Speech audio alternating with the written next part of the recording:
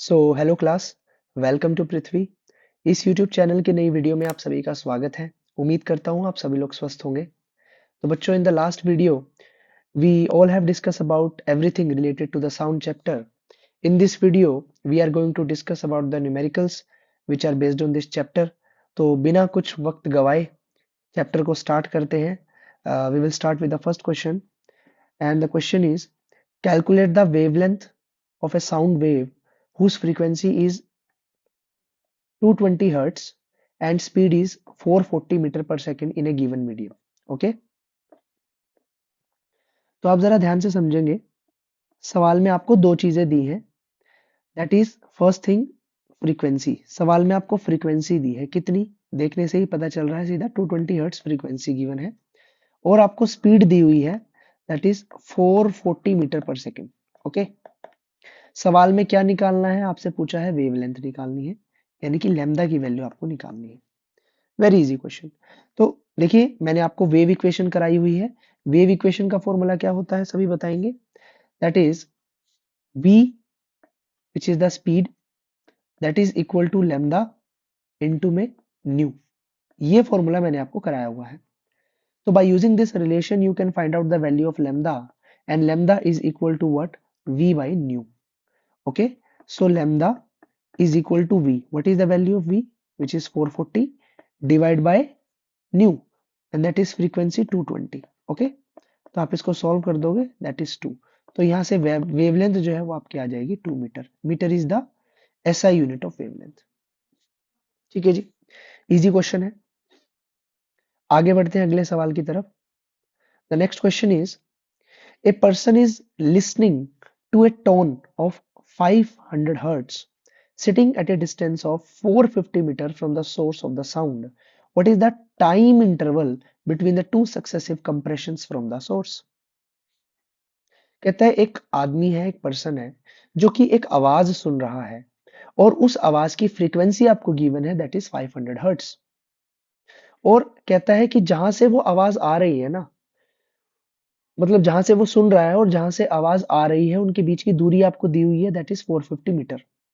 आपसे पूछा है टाइम इंटरवल कितना होगा between two successive compressions. Because sound जब ट्रेवल करता है, तो मैंने बताया था, जब साउंड ट्रेवल करता है तो वो कंप्रेशन और रेयर फ्रैक्शन करता है। तो कहता है दो कंप्रेशन के बीच का टाइम इंटरवल कितना होगा। तो इसमें ज्यादा दिमाग लगाने की जरूरत नहीं है, हमें डिस्टेंस की नीड ही नहीं है। आप बिना डिस्टेंस की नीड के आप टाइम इंटरवल निकाल सकते हो, because we know the formula of frequency nu which is equal to 1/t। ठीक है जी, फ्रीक्वेंसी का फॉर्मूला यही होता है। सवाल में फ्रीक्वेंसी आपको दी हुई है 500 हर्ट्ज, निकालना क्या है? Time interval. तो सीधा फॉर्मूले में पुट करोगे और आप आंसर निकाल लोगे। तो बच्चों यहाँ से टाइम इंटरवल हो जाएगा 1/न्यू, so that is equal to 1/500। Okay, तो आप इसको सिंपली सॉल्व कर लोगे, that is equal to nothing but 0.002 seconds. Okay, so this is the answer of this question. Easy question है। अगले सवाल की तरफ बढ़ते हैं। The next question is an echo is heard in 3 seconds. What is the distance of the reflecting surface from the source given the speed of sound is 342 metre per second? देखिए, एको क्या होती थी? जब रिफ्लेक्शन होके sound आपको repeated होके सुनाई देता था, साउंड जो है रिपीट होके आपको सुनाई देता था, इसी को ही एको बोलते हैं। ठीक है, और कहता है कि एको इज हियर्ड इन 3 सेकेंड, यानी 3 सेकेंड बाद आपको एको सुनाई देती है और स्पीड ऑफ साउंड आपको गिवन है। तो आप एक सिंपल सी बात मुझे बताइए, दैट इज, अगर मैं आपसे बात करूं कि जो स्पीड ऑफ साउंड है या कोई भी स्पीड हो, फिलहाल इसमें तो स्पीड ऑफ साउंड की बात कर रहे हैं, कोई भी स्पीड हो, that speed is equal to nothing but distance by time. Simple सी बात है, मोशन में भी हमने फॉर्मूला पढ़ा है, डिस्टेंस बाय टाइम। ओके, आप मुझे बताइए कि जब एको होगी तो वो साउंड रिफ्लेक्ट होके आ रहा है ना। आपने कुछ बोला, वो साउंड एक दीवार पर गया सपोज, तो उसने एक डी डिस्टेंस तय करा और फिर वो टकरा कर वापस आपके कानों तक आया, जब भी आपको इको सुनाई दी होगी, एको सुनाई दी होगी, तो यानी उसने डिस्टेंस को 2 बार ट्रेवल किया। तो बस यहाँ पर जो डिस्टेंस लेंगे ना बच्चों, तो वो ट्वाइस ऑफ डी लेंगे, यानी 2 बार उसने कवर किया, एक बार साउंड को जाने में, फिर रिफ्लेक्ट होकर आने में, और डिवाइड बाय टी। ओके, तो यहाँ से बच्चों आपसे सवाल में क्या पूछा है? आपसे पूछा है व्हाट इज द डिस्टेंस, है ना, डिस्टेंस पूछा है। तो सिंपल सी बात है, 2d जो है वो किसके बराबर हो जाएगा, time into speed of sound, है ना। तो 2d बराबर टाइम, टाइम आपको दिया है 3 सेकंड और स्पीड आपको दी है 342, ठीक है। और इस 2 से ये 342 कट जाएगा, दैट इज 2 एकम 2, 171। तो यहाँ से d आपका कितना हो जाएगा, 171 को 3 से गुना कर दोगे 513। So the distance is 513 meter. That is the answer of this question. ठीक है बच्चों। अगले सवाल की तरफ बढ़ते हैं। So the next question is, a person has a hearing range from 20 hertz to 20 kilohertz. Okay. What are the typical wavelength of sound waves in air corresponding to these two frequencies? Take the speed of sound in air as 344 meter per second. Okay. तो देखिए इस सवाल को कैसे करेंगे। आपसे पूछा है, आपसे कहा गया है एक person has a hearing range from 20 hertz to 20 kilohertz, ठीक है। तो फ्रीक्वेंसी की रेंज पहली दी हुई है 20 हर्ट्ज से लेकर कहां तक, 20 किलो हर्ट्ज तक एक इंसान जो है किसी साउंड को सुन सकता है। आपसे पूछा है निकालना क्या है, वेवलेंथ निकालो, typical wavelength of the sound wave in air corresponding to these two frequencies taken the speed of sound is 344। तो यानी जब फ्रीक्वेंसी 20 हर्ट्ज हो और एक बार जब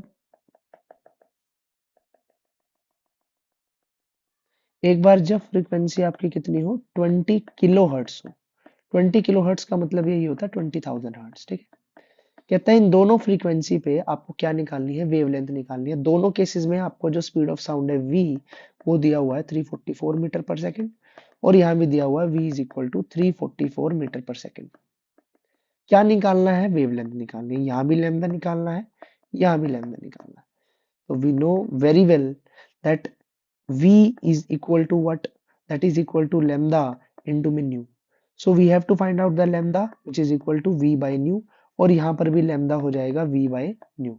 so just putting out the value, what we will have, v, what is v, v is nothing but 344 divided by the frequency which is 20, and here the v is again 344 and the frequency is nothing but 20,000 hertz। okay, so you can simply solve that। आप इसको काट लोगे, ये 10 पे गया, ये 172 पे गया, so the answer is 17.2 metre. Metre is the unit of the wavelength. तो यहाँ पर वेवलेंथ की वैल्यू आ गई 17.2। ओके, अब इसको आप फिर से काट लोगे, ये आपका इस तरह से कट जाएगा और यहाँ पर भी आ जाएगा 172। तो डेसिमल आप यहाँ पे ले लोगे, you will get your answer that is 0.0172 metre. यही सवाल में पूछा था, ठीक है जी। अगले सवाल की तरफ बढ़ते हैं। सो the next question is, two children are at opposite ends of an aluminium rod. Okay, one strikes the end of the rod with a stone. Find the ratio of the time taken by the sound wave in air and in aluminium to reach the second child. Given velocity of the sound in air and aluminium are 346 meter per second and 6420 meter per second। कहता है दो children है, ठीक है, वो एक aluminium road के opposite and पर खड़े हैं। अगर ये हमारा एक एल्यूमिनियम रोड है, इनके दोनों एंड पर दो चिल्ड्रंस इस प्रकार खड़े हैं, ठीक है। कहता है one strike the end of the road with it stone. कहता है एक जना इस एक एंड पर एक पत्थर मारता है तो एक साउंड प्रोड्यूस होती है इस एल्यूमिनियम स्टोन में। आपको बताना है find the ratio of the time taken by the sound wave in air and in aluminium to reach the second child. कहता है यहां से जब साउंड प्रोड्यूस हुई तो वो यहां पर गई, तो जो पहले हवा में चली उसके बाद फिर इस पाइप में चली, तो इस साउंड की जो रेशियो है वो कितनी होगी। और आपको दिया हुआ है, क्या दिया हुआ है, we have given the velocity of the sound in air and aluminium. Air और एल्यूमिनियम में आपको साउंड की वेलोसिटी गिवन है। तो आपको एक सिंपल सी बात पता है कि बच्चों जो वेलोसिटी होती है वो डिस्टेंस बटे टाइम होती है, and we know that velocity is inversely proportional to time, है ना। वेलोसिटी जो है वो टाइम के इनवर्सली प्रोपोर्शनल होती है, यानी उल्टी होती है। अगर v बढ़ेगा तो t घटेगा, t बढ़ेगा तो v घटेगा। तो अगर मैं इसको रेशो की फॉर्म में ले लूं, जो कि सवाल में पूछा ही है, so we can say that the we have wait to find the ratio of the time taken by sound wave in air and in aluminium. So मैं ये लिख सकता हूँ बच्चों कि जो टाइम इन एयर होगा और divide by time in aluminium होगा, that will be equal to the velocity of the sound in aluminium divided by velocity of the sound in air. उल्टा लिखा है, देखो ध्यान से, ये सवाल में निकालना है।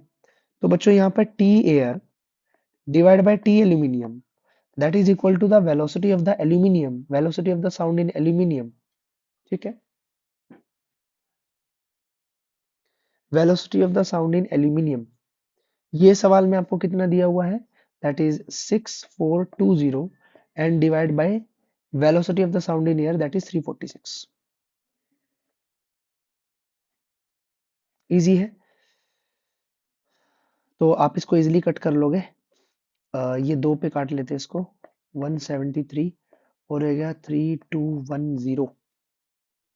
ओके, अच्छा सवाल में ना क्या पूछा आपसे, find the ratio of the time taken by the sound wave in air, T in air. तो that is equal to 3210 divide by 173। तो अगर आप इसको आगे डेसिमल में निकालना चाहो तो वैसे भी निकाल सकते हो, वरना आप अपना आंसर यहाँ पर भी छोड़ सकते हो, कोई गलत नहीं करेगा। ठीक है जी, आगे बढ़ते हैं अगले सवाल की तरफ। So the next question is the frequency of the source of sound is 100 hertz, how many times does it vibrate in a minute. Very easy question.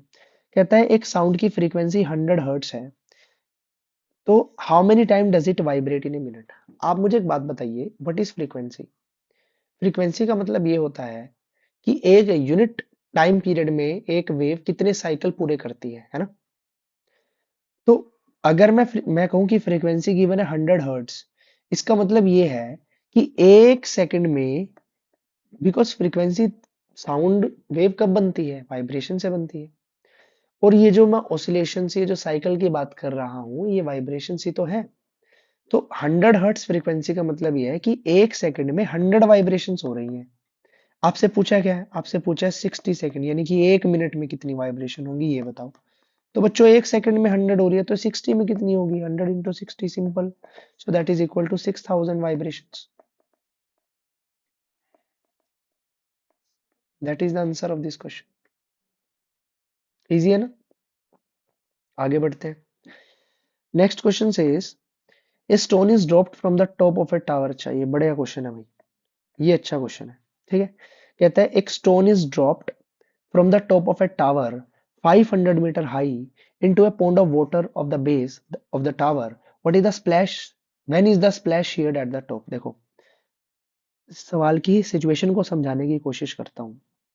भाई कहता है कि हमारे पास है ना एक बिल्डिंग है, या आप लगा लो एक टावर है इस प्रकार। ठीक है, यहां से बच्चों एक स्टोन ड्रॉप किया जाता है नीचे की तरफ, और नीचे ना एक तालाब है, क्या है नीचे, एक पॉन्ड है, तालाब है, और ये पत्थर नीचे ड्रॉप किया जाता है। तो बच्चों इस बिल्डिंग की इस बिल्डिंग की हाइट आपको दी हुई है, दैट इज 500 मीटर। ओके, तो ये पत्थर नीचे जाएगा, नीचे जाएगा तो स्प्लैश प्रोड्यूस होगा, स्प्लैश प्रोड्यूस होगा, और इस स्प्लैश का साउंड ऊपर की तरफ जाएगा। तो आपसे पूछा है कि जब ये पत्थर नीचे गिरा, स्प्लैश प्रोड्यूस हुआ, पानी का स्प्लैश प्रोड्यूस हुआ, ये स्प्लैश का साउंड ऊपर तक कितनी देर में जाएगा वो बताओ, ये सवाल पूछा है।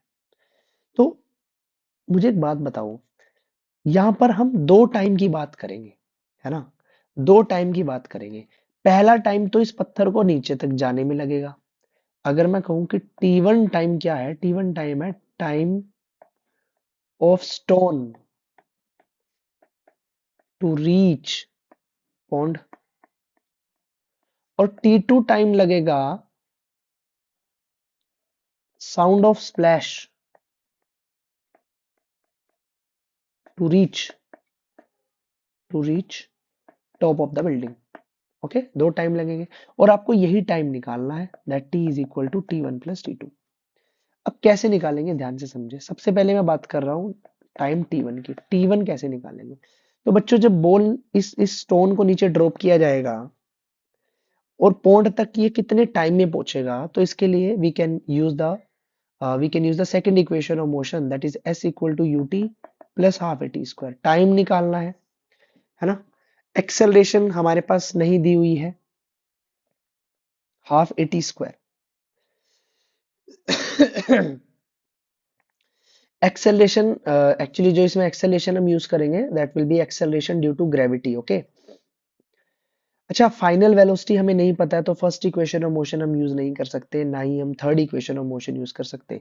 तो एस आपको दिया हुआ है 500, ड्रॉप किया है तो यू जीरो हो गया, into T plus half into A बन जाएगा जी, जो कि सवाल में दिया ही है कि 10 लो भाई, तो नीचे की तरफ है जी पॉजिटिव होगा 10 ही लेंगे, इंटू में टी स्क्वायर, यानी 2 से ये कट गया 5 पे, और 500 बटे 5 that is equal to T square, ये आ गया 100, और finally we have T is equal to under root 100 which is equal to 10 second. टी1 आ गया आपका, टी1 की वैल्यू आ गई बच्चों 10 सेकेंड, यानी पत्थर पौंड तक जाने में 10 सेकेंड लेगा। अब स्प्लैश बना, स्प्लैश को ऊपर तक आने में कितना टाइम लगेगा वो भी निकाल लेते हैं, यानी कि 42 टी2 टाइम निकालते हैं। तो आपको पता है कि that is speed is equal to distance by time. Okay, तो time is what, time is distance by speed. तो मेरे भाई डिस्टेंस कितनी दूरी तय करेगा, 500, बिकॉज साउंड को यहाँ से ऊपर तक जाना तो इस जो टावर की हाइट है उसको पार करेगा। और स्पीड सवाल में आपको गिवन ही है, कितनी है स्पीड ऑफ साउंड, अच्छा यहाँ पे लिखी नहीं हुई है स्पीड ऑफ साउंड। आप स्पीड ऑफ साउंड आप मान के चल लीजिए 340 ले लेते हैं, 340 मीटर पर सेकेंड, ठीक है। तो 340, तो आप इसको सॉल्व कर लीजिए, ये 17 पे गया और ये 25 पे गया। ओके, तो that will B approximately 1.47 seconds, यानी टोटल टाइम आपके पास कितना आ गया, यानी स्प्लैश आपको कब सुनाई देगा, that is equal to time t1 plus time t2, that is 10 plus 1.47 which is equal to 11.47 second. That is the answer of this question. अच्छा सवाल था ये, एनसीईआरटी का ये क्वेश्चन है, ठीक है जी। तो अगले सवाल की तरफ बढ़ते हैं। सो the next question is a sound wave travel at a speed of 339 meter per second, 339 meter per second. If its wavelength is 1.5 centimeter, what is the frequency of the wave? Will it be audible or not? ये आपको बताना है। तो भाई बड़ा ही आसान question है, आपको स्पीड दी हुई है, सो आपको स्पीड दी हुई है बच्चों v, that speed is nothing but 339 metre per second. Okay, आपको वेवलेंथ दी हुई है दैट इज 1.5 सेंटीमीटर, लेकिन इसको हम ऐसा यूनिट में चेंज करेंगे दैट इज 1.5, एक मीटर में 100 सेंटीमीटर होते हैं, तो इसको 100 से डिवाइड कर देंगे, that is equal to 0.015 metre. तो v पता है, वेवलेंथ पता है, आपको क्या निकालनी है, फ्रीक्वेंसी निकालनी है। तो again we know that v is equal to lambda into nu, so nu is equal to v by lambda, so the value of v is 339 divided by lambda, and the lambda is nothing but 0.015।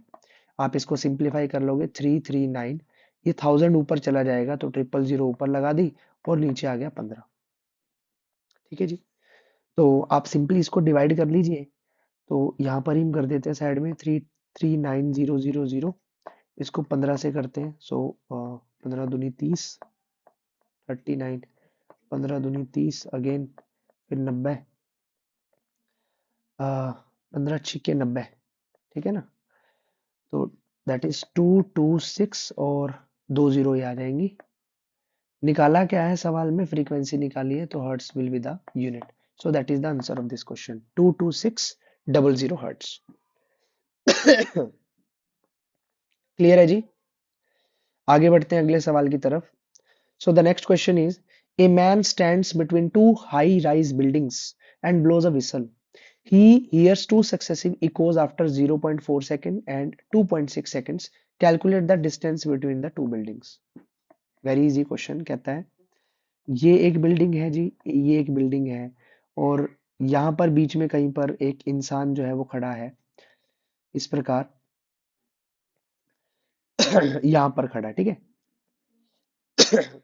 तो वो एक सीटी बजाता है and he hears two successive Eeco suppose करते हैं एक eco, eco का मतलब ये है कि साउंड गया और टकरा कर वापस आया, तो एक इको उसे यहां से सुनाई देती है, एक इको उसे यहां से सुनाई देती है, यहां पर 0.4 सेकंड में और यहां पर 2.6 सेकंड में। तो भाई दूरी अलग अलग होगी। सपोज करो यहां से साउंड गया टकरा कर वापस आया, तो ये दूरी होगी सपोज D1 थी, मतलब एक साइड की दूरी बता रहा हूँ, और यहाँ पर ये जो दूरी होगी ये दूरी D2 थी। आपसे पूछा है दोनों बिल्डिंग के बीच की दूरी कितनी है, यानी सवाल में बताना है D1 प्लस D2 क्या है ये बताओ। ठीक है जी। तो सिंपल सी बात है, again we know that speed या velocity is equal to distance upon time, but यहाँ पर डिस्टेंस जो है वो ट्वाइस ऑफ D1 बटे टी हो जाएगा अगर मैं V1 निकालूं तो बच्चों यहाँ से 2D1 is equal to V into में टी। सो यहाँ से D1 कितना हो जाएगा, V into t divide by two. अब V है वेलोसिटी ऑफ साउंड, एयर में बात हो रही है तो velocity of sound in air आप कुछ भी ले लो, 340 ले लेते हैं सपोज 340 इंटू में टाइम। टाइम आपको दिया हुआ है 0.4 एंड डिवाइड बाई टू। तो आप इसको सॉल्व कर लीजिए, ये गया 170, 17 चौके 68, 68 मीटर आपका D1 आ गया। और उसी प्रकार आप D2 निकाल लोगे। So we have V is equal to twice of D2 divide by T। So from here you can say D2 is equal to what, is equal to V into t divide by two. तो यहाँ पर V again 340 हो गया, time सवाल में दिया हुआ है 2.6 और डिवाइड बाय टू, इसको आप काट लोगे 170, तो that is 26 into 17।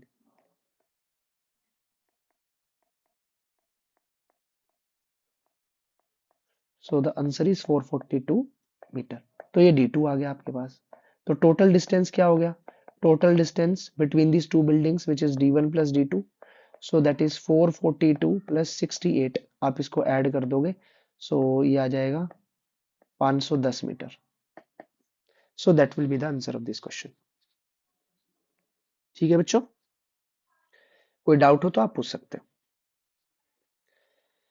Coming to the next question, अगला सवाल कहता है कि 20 waves pass through a point in 2 seconds if the distance between one crust and adjacent trough is 1.5 metre. आपको फ्रीक्वेंसी निकालनी है, वेवलेंथ निकालनी है।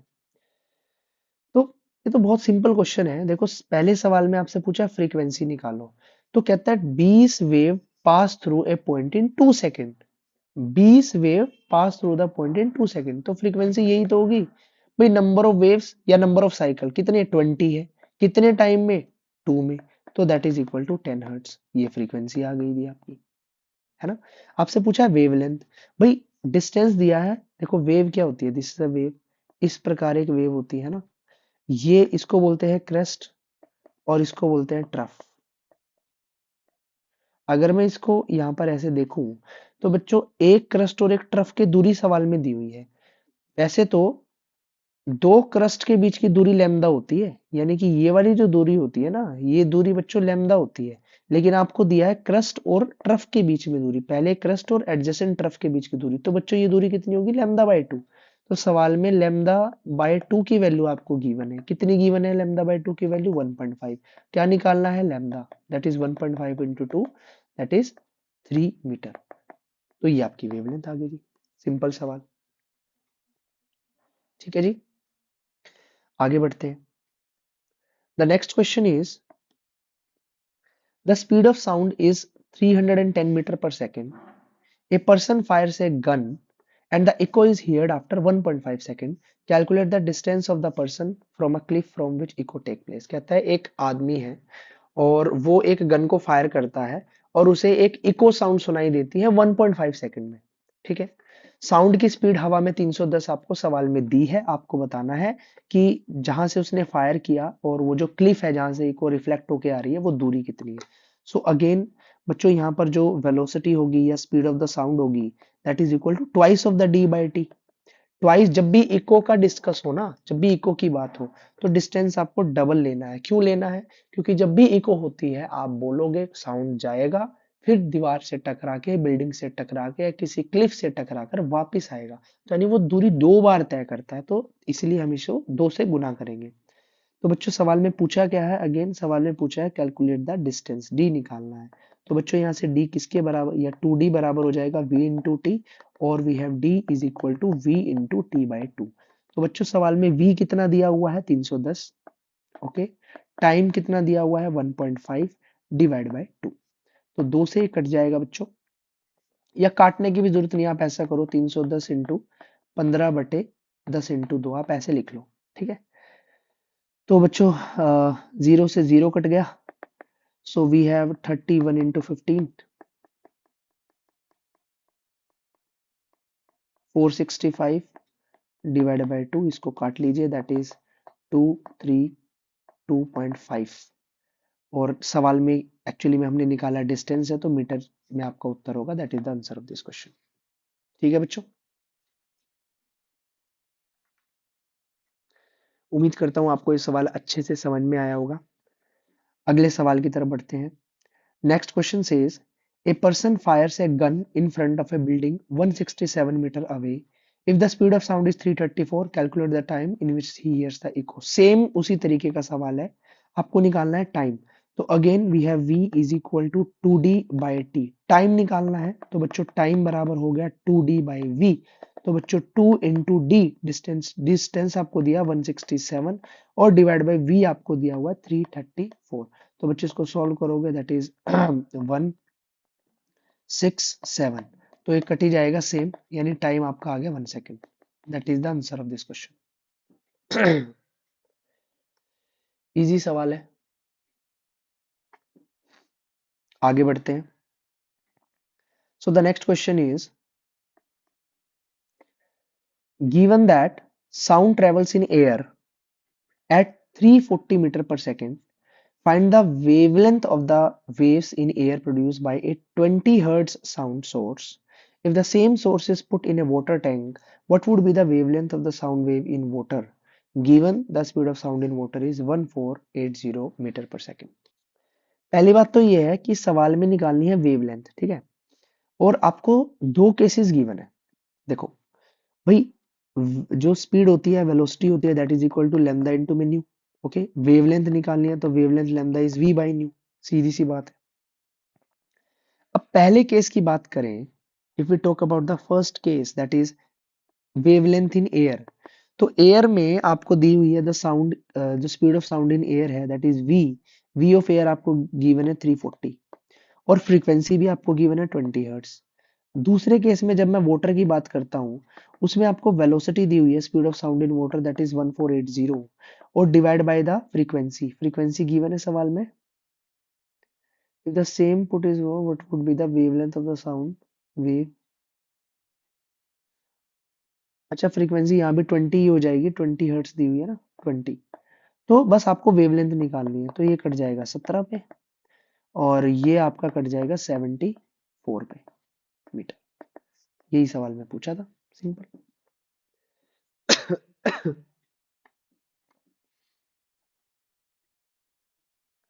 आगे बढ़ते हैं। Okay, so coming to the next question. Question कहता है कि a laboratory uses an ultrasonic scanner tumour in tissue. The operating frequency of the scanner is 4.2 into 10 to the power 6 hertz. Calculate the wavelength of the sound in the tissue if the speed of the sound is 1700 meter per second. तो very easy question. Again, we can say that V is equal to lambda into mu. So आपसे सवाल में पूछा है calculate the wavelength. So the wavelength lambda is equal to V by nu. Okay. So सवाल में V जो है वो आपको दिया है that is 1700 metre per second, और डिवाइड बाय फ्रीक्वेंसी आपको दी है that is 4.2 into 10 to the power 6. Okay. So you can easily calculate this question, that is equal to 1700 divided by 42 into 10 to the power 5. So that is equal to 1700 divided by 42 into 10 to the power minus 5.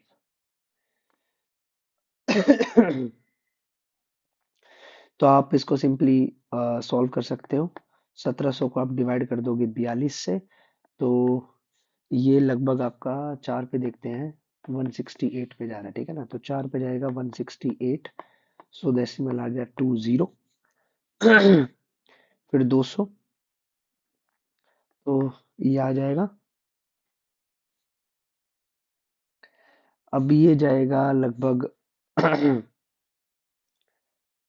4 पे ही जाएगा लगभग, तो ये 4 पे जाएगा, that is 168। सो 10 में से 8 गया, 2 3 0, ठीक। सो the answer is that is approximately equal to 4.04 into 10 to the power minus 4 meter. Okay, so that is the answer of this question. Coming to the next question. Next question says a particular transmitter of Akashvani broadcast at 420.5 meter wavelength. Given the speed of radio waves is this, calculate the frequency. Again we have V is equal to lambda into nu. सवाल में पूछा frequency निकालो, so frequency is equal to V by lambda. सवाल में V आपको दिया हुआ है, that is 3 into 10 to the power 8, और लैम्डा आपको कितना दिया हुआ है, दैट इज 420.5। ठीक है, तो यहाँ से आप फ्रीक्वेंसी निकाल लोगे। कैसे निकालेंगे देखिएगा, मैं यहाँ से 3 जीरो उधार ले लेता हूँ, सो 3000 इंटू 10 टू द पावर 5। ठीक है, और नीचे आपका क्या हो जाएगा, 4205, और ऊपर एक और जीरो आ गई। ठीक, तो आप इसको काट लीजिए, 5 से काटते हैं तो ये आ गया 6000, और ये आ गया 5 40, 5 का 20, और 5 एकम 5। सो इसको आप सिंप्लीफाई कर लोगे, 841 इंटू, इसको हम देखते हैं 7 पे, देखते हैं कितने में आता है। सो 56 और 2 58 के अराउंड है ना। एंड 841 8 पे देखें तो 8 चौका 32, 3 8 2 34 67। So that would be approximately 5, लगभग लगभग आपका 5 पे जाएगा, सॉरी 7 पे जाएगा ये, तो 7 into 10 to the power 5 hertz approximately answer आएगा आपका। ठीक है, that is the answer of this question. आगे बढ़ते हैं, कुछ एमसीक्यूज है वो डिस्कस कर लेते हैं। सवाल में पूछा है the Audible range of a normal human being, इंसानों की जो फ्रीक्वेंसी रेंज होती है सुनने की वो कितनी होती है, तो सिंपल है, हमने पहले भी पढ़ा था, that is from 20 hertz to 20 kilo hertz. So option number B is the right answer. Sound waves are transverse wave, longitudinal wave, partly transverse and partly longitudinal, या नन ऑफ दिस। तो simple सी बात है, sound wave compression और rarefaction करते हुए चलती है, और कंप्रेशन और रेयर फ्रैक्शन जो है उसमें पार्टिकल जो है हॉरिजॉन्टली वाइब्रेट करते हैं, so it is a longitudinal wave. Okay, transverse wave में क्या होता है, ट्रांसवर्स वेव में जो पार्टिकल है वो ऐसे यानी और वर्टिकली वाइब्रेट करते हैं और वेव ऐसे चलती है, यहाँ पे 90 डिग्री का एंगल होता है, तो ट्रांसवर्स तो कभी हो ही नहीं सकती, longitudinal wave is the right answer. Okay, so coming to the next question, infrasound can be heard by. देखिए इंफ्रासाउंड क्या होता है, वो साउंड जिसकी फ्रीक्वेंसी रेंज 20 हर्ट्ज से कम होती है। ठीक है, 20 हर्ट्ज से कम होती है उसको इंफ्रासोनिक साउंड बोलते हैं, और अगर साउंड की फ्रीक्वेंसी 20,000 से ज्यादा हो जाए तो उसको अल्ट्रासोनिक साउंड या अल्ट्रासाउंड बोलते हैं।